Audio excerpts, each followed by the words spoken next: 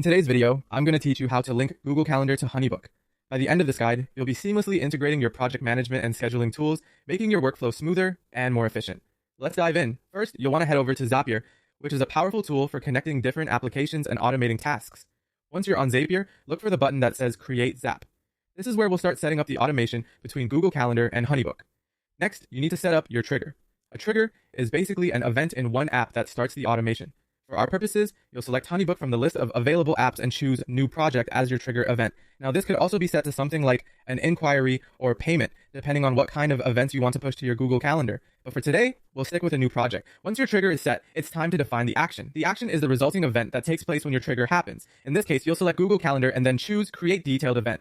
This action means that whenever there's a new project or another trigger event in HoneyBook, a new detailed event will automatically appear in your Google Calendar.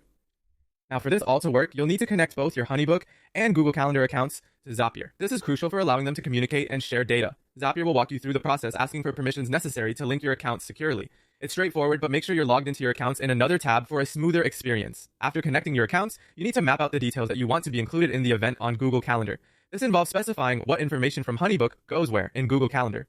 For instance, you can map the project's title to the event title, set the date, include the client's name, and any other details that are relevant to you. This helps you keep everything organized and ensures nothing falls through the cracks.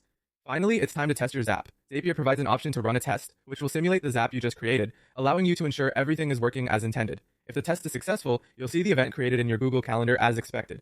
If not, Zapier will provide you with some troubleshooting steps.